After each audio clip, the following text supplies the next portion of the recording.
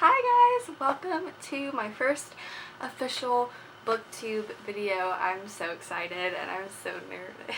I have been wanting to make videos about books for literally like 5 years. Now I finally hit the point where I'm like, literally so many people do it and have so much fun. Like, who cares?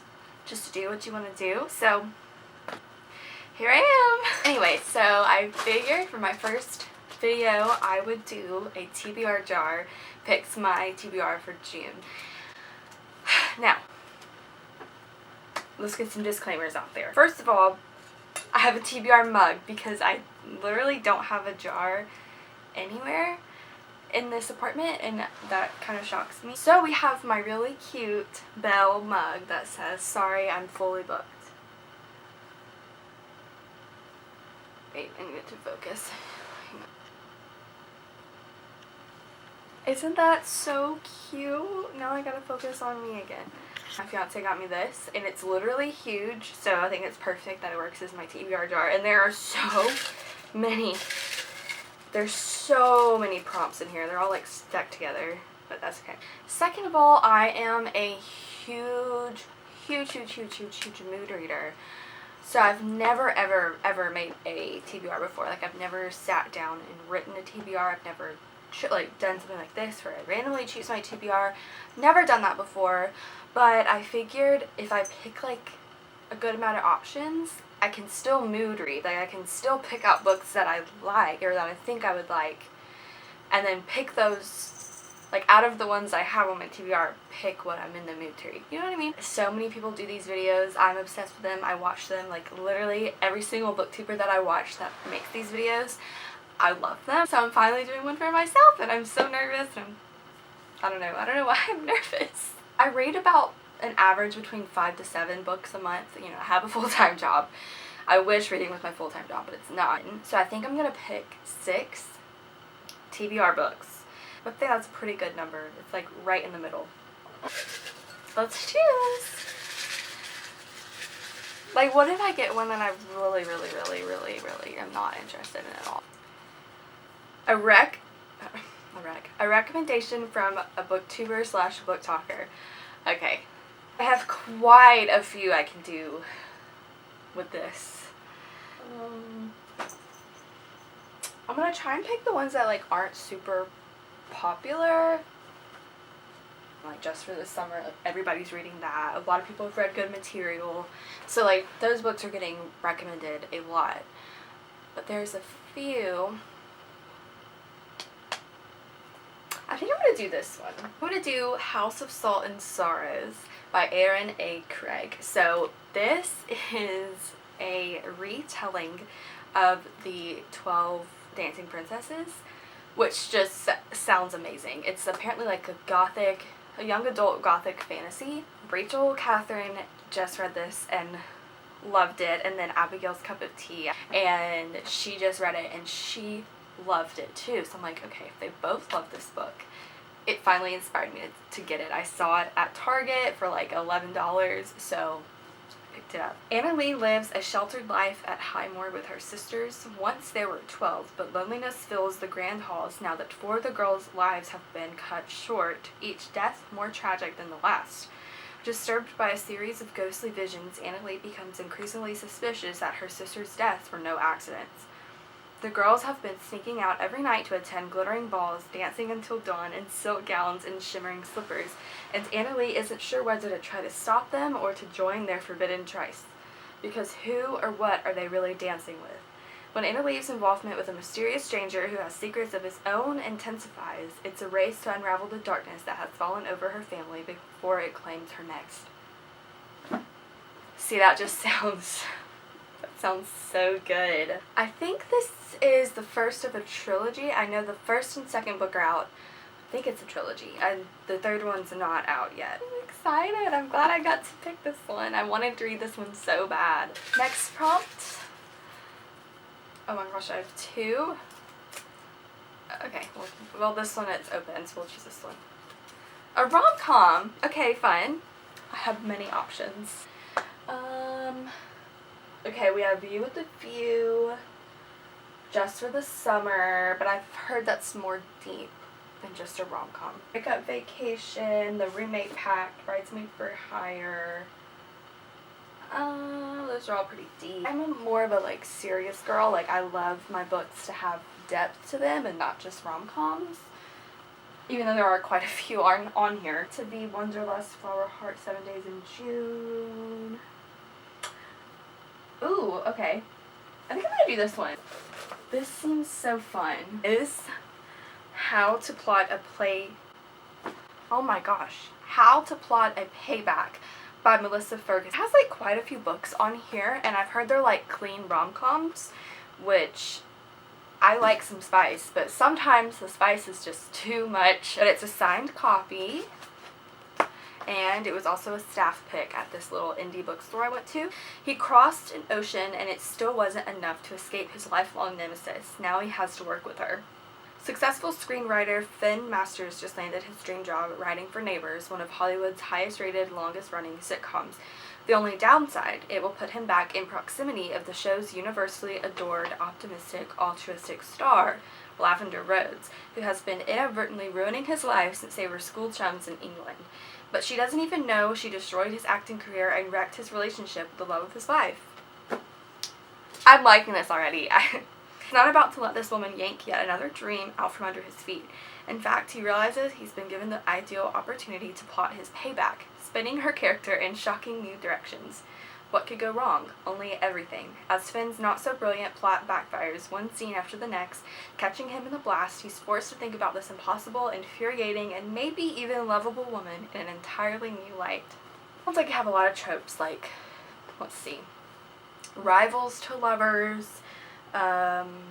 or friends to enemies to rivals to lovers. I don't know. Also, like, one of us is famous trope, and like second chance romance, I guess. I don't know if there was a romance with him to begin with. Our next prompt. Look how many I picked out. Okay, I just grabbed one. A cozy fantasy. I already know what I'm gonna do for this one. I already know, you guys. Don't even worry about it. We're going to read Emily Wilde's Encyclopedia of Fairies. I have been dying to read this book, but I've been so scared to read it, and I haven't been like in the mood to read it. And so that's why I specifically wrote a cozy fantasy, so that when I got that card, or got that little TBR thing prompt, I could pick this one, and I'm so glad I picked it. Just look at these deckled edges that it has. I've heard amazing things about this book. That you all know what this book is about. Don't know why I've been putting it off so long. Why do I do this? Like, why do I get these books and I'm so excited about them, and then I don't read them for months and months and months and months? Okay.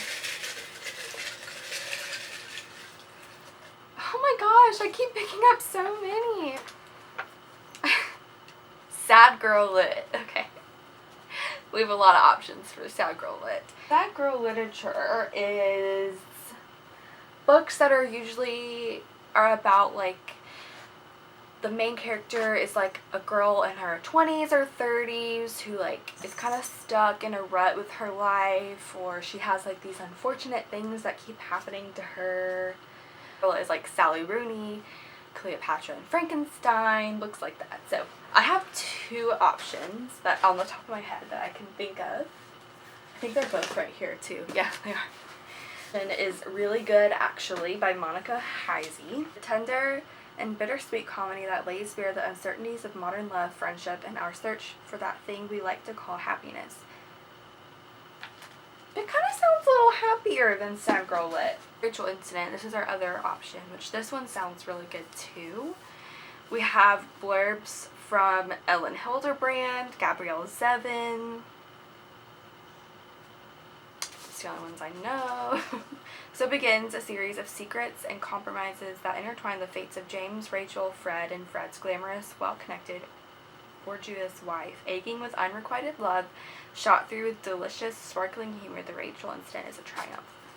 This sounds pretty spot on for Sad Girl Lit. I have Conversations with Friends up there by Sally Rooney, but I'm really not feeling that one. Ghosts by Dolly Alderton. I think that's definitely Sad Girl Lit.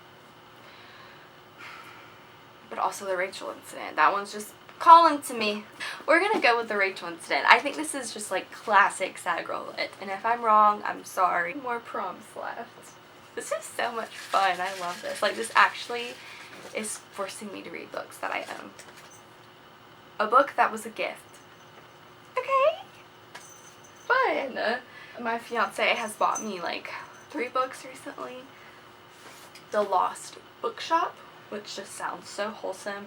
He bought me another one, The Night Work. I think it's like a mystery romance. He bought me When the Moon Hatched. Look at this. Look at this chunker. I kind of tell him about this and said it was at Costco and said to get it for me. So, I don't think that counts because I told him about it. Hang on. This one is The Secret Lives of Booksellers and Librarians. So this book my mom actually bought me on our trip because it sounds so cute. It's like each chapter is a different book. Let me start over. Each chapter is a different little excerpt from somebody. Like, they're all different names and all different stories, and they're either booksellers or librarians. That just sounds so wholesome. I think I'm going to do this one because I really wanted to read this one. Okay. An author whose name starts with the letter of your name. Okay, so A. Ashley Poston, The Dead Romantics. Just for the Summer, Abby Jimenez. I know. Oh, this could have worked for lit, sad girl lit too. Oh well. What is this one? Oh! This is my name, actually. We have Would You Rather by Allison Ashley. We also have The Roommate Pact by Allison Ashley. Seems very cheesy rom-com-y. I don't know if I'm in the mood for that. Would You Rather by Allison Ashley. They're 2 friends that they get married for like convenience or something. And like, I love the cover. We have The Breakup Vacation by Anna Gracia. Seems very summery, very simple, very easy. Or we could go in the fantasy direction and do Belladonna by Addison. Oh my gosh. I can't talk. By Adeline Grace. This book has been... Okay, books are falling off my shelf right now. Book has been on my TBR for I think like over a year now. It's like a dark YA fantasy. I've heard such good things about it. A gothic-infused masterpiece soon to become YA's new obsession. I don't know if June is the month for a YA gothic fantasy, even though I do have House of Salt and Sorrows. But this seems darker. Like, this seems more intense. It's like a fall read to me, so I don't know, guys. I don't know. We have A Far Wilder Magic by Alison Saft. I have not heard anyone talk about this. It's a YA romance. Far Wilder Magic. Alison Saft has written an achingly tender love story set against a deadly hunt in an atmospheric, rich fantasy world that will sweep you away.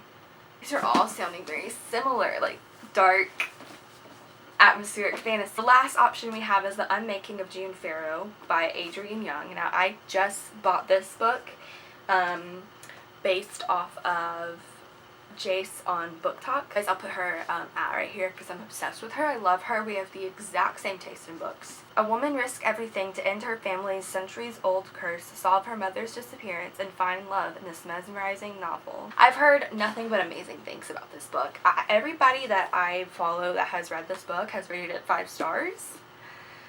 But it also makes it intimidating. I don't know what to do. I think I'm gonna do this. I'm so nervous. This is so funny to me. Literally just books. Like, why am I nervous? I can also always read my fun summary rom-coms as well. I'm just choosing 6 as an average number. Our 6 books for the month are as follows. Secret Lives of Booksellers and Librarians. How to Plot a Payback. Emily Wilde's Encyclopedia of Fairies, House of Salt and Sorrows, The Rachel Incident, and The Unmaking of June Farrow. A lot of really good choices. Like, these are some very strong choices, but it's very intimidating. If you guys want to see in real time if I actually do read these books, follow me on Instagram. You can also follow me on TikTok and Goodreads if you really want real-time updates, because I love Goodreads. Please leave in the comments any book recs you guys have, like your top favorite book of all time that you want me to read, and or a video idea that you guys would like for me to do, because I am open to literally anything because I'm so excited to start filming. Okay, bye guys, happy reading!